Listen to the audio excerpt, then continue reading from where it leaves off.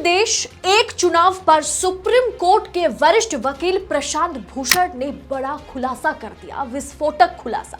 प्रशांत भूषण ने कहा कि 2023 में ही लोकसभा चुनाव जो है कराए जाएंगे, इसके बारे में बात हो रही थी, लेकिन लोकसभा चुनाव 2023 में नहीं कराई जाएगी। सरकार इसके पीछे कुछ और बड़ा प्लान कर रही है। सरकार अवैध तरीके से संविधान के खिलाफ जाकर के कुछ और करने जा रही है। इसीलिए विशेष सत्र बुलाया गया और इसीलिए एक देश एक चुनाव का बिल सदन में पारित करने पर विचार किया जा रहा है। बताएंगे आपको कि क्या है पूरा मामला, साथ में यह भी बतलाऊंगी कि आखिर ये जो एक देश एक चुनाव के लिए कमेटी बनाई गई, इसके पीछे सरकार ने, मोदी जी ने क्या खेल किया है। तो वीडियो को समय लेकर के अंत तक जरूर देखिएगा। नमस्कार, स्वागत है आप सभी का देश नीति पर। देश नीति, केवल सच्ची और पक्की खबरें। दोस्तों, जिस देश में मोदी मैजिक पर पूरा देश, पूरी दुनिया फिदा है, यह दावा भारतीय जनता पार्टी करती है, वो मोदी मैजिक अब फीका पड़ता चला जा रहा है। इस बात में कोई दो राय नहीं है कि चुनाव में हार के डर से ही मोदी जी ने एक देश एक चुनाव पर फिर से विचार करना शुरू कर दिया और कमेटी बनाई गई। लेकिन सबसे पहले मैं आपको 2018 की लॉ कमीशन ऑफ इंडिया की वो रिपोर्ट दिखाऊंगी।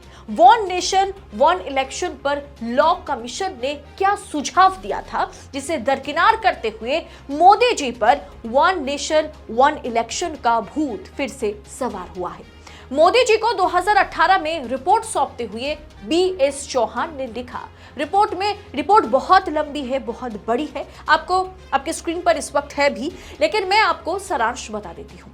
उन्होंने कहा कि प्रधानमंत्री जी, हम देश में एक साथ चुनाव तो करा सकते हैं, लेकिन इसमें काफी डिमेरिट्स है। ये प्रोसेस काफी पेचीदा है क्योंकि संविधान में बदलाव करना पड़ेगा।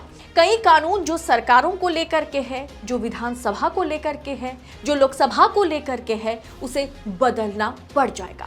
एक राष्ट्र एक चुनाव का पालन करना है तो कम से कम 5 अनुच्छेदों में संशोधन करना होगा। राज्य सरकारों से सहमति लेनी पड़ेगी और अलग अलग सरकारें हैं, मामला पेचीदा हो जाएगा। उन्होंने विकल्प भी दिए सरकार को, लेकिन उन्होंने इतना साफ कर दिया था कि ये आसान नहीं है।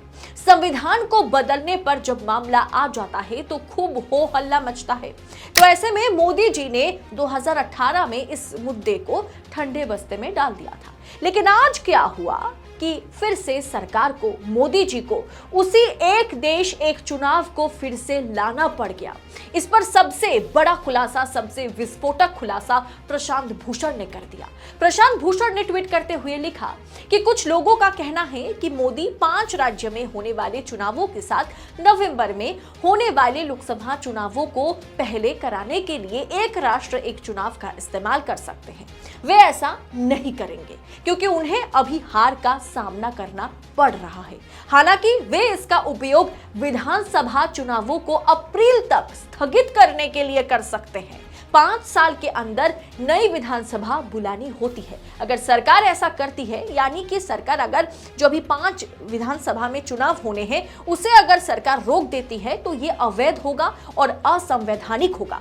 यानी मामला कुछ इस तरह का है कि समय उतना नहीं है 3 महीने में लोकसभा चुनाव हो जाए, समय उतना नहीं है कि नए EVM बनाए जाए।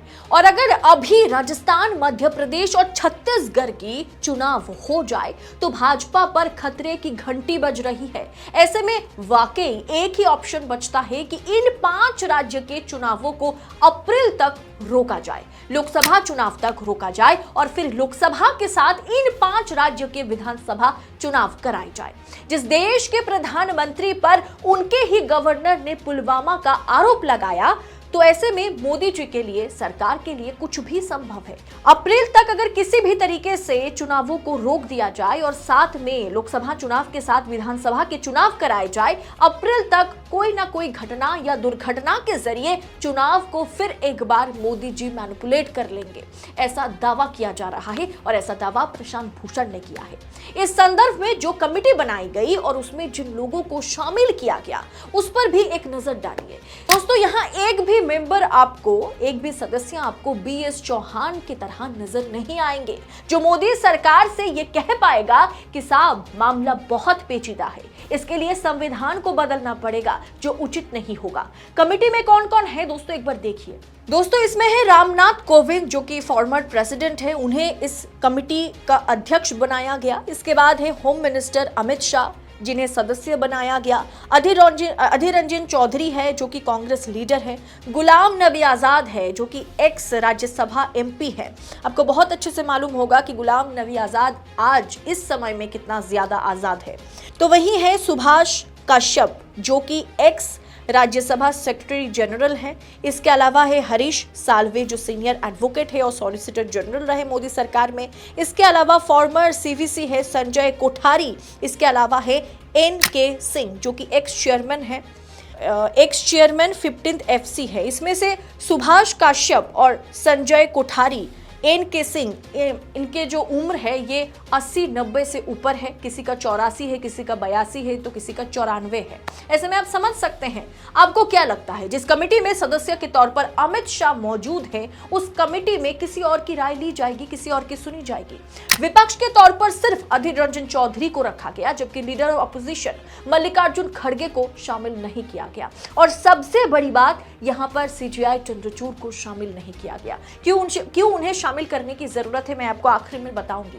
लेकिन पहले अधीर रंजन चौधरी ने यह तो साफ कर दिया कि वो इस कमेटी में शामिल नहीं होंगे। अधीर रंजन चौधरी ने शनिवार को केंद्रीय गृह मंत्री अमित शाह को पत्र लिखकर इस उच्च स्तरीय समिति का हिस्सा बनने से पूरी तरह से इनकार कर दिया। उन्होंने पत्र में कहा कि मैं एक देश एक चुनाव कमेटी का हिस्सा नहीं बनना चाहता। आम चुनाव से कुछ महीने पहले संवैधानिक रूप से संदिग्ध किसी कानून को लागू करना अनुचित है और इसे देश पर थोपने की अचानक कोशिश सरकार के गुप्त एजेंडे के बारे में मैं गंभीर चिंता पैदा करता हूं। दोस्तों, एक सवाल है, अगर संविधान में 5 अनुच्छेदों को बदलने की जरूरत पड़े नए कानून के चलते, ये 1 नेशन 1 इलेक्शन के चलते, तो क्या आपको नहीं लगता इस पैनल में चीफ जस्टिस ऑफ इंडिया को भी शामिल करने की जरूरत थी?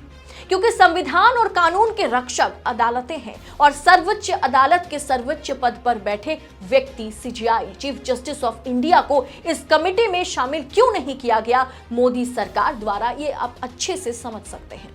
यानी एक देश एक चुनाव के पीछे मोदी जी की मंशा क्या है, इसे समझिए दोस्तों। सत्ता के लालच ने आज सरकार को संविधान को भी बदलने पर फिर एक बार मजबूर कर दिया। यानी कहीं ना कहीं मोदी सरकार, जो आरोप मोदी सरकार पर लगा है कि मोदी सरकार संविधान बदलना चाहती है, मोदी सरकार अगर 2024 में फिर से सत्ता पर काबिज होती है तो कहीं ना कहीं वो संविधान को, बाबा साहिब के संविधान को बदल के रख देगी।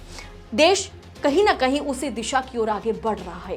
1 नेशन 1 इलेक्शन की इस खुलासे पर आपकी राय क्या है, जो खुलासा सुप्रीम कोर्ट के वरिष्ठ वकील प्रशांत भूषण ने किया है? आप अपनी राय कमेंट कर जरूर लिखिएगा। बाकी आपको पता ही है कि ऐसी पड़ताल के साथ खबरें सिर्फ और सिर्फ आपको देश नीति पर ही मिलेगी, तो आपको इसके लिए देश नीति को सब्सक्राइब करना होगा, आजाद मीडिया को अपना भरपूर सपोर्ट देना होगा और चैनल को अगर अभी तक आपने सब्सक्राइब नहीं किया है तो चैनल को सब्सक्राइब जरूर करें। बहुत बहुत शुक्रिया।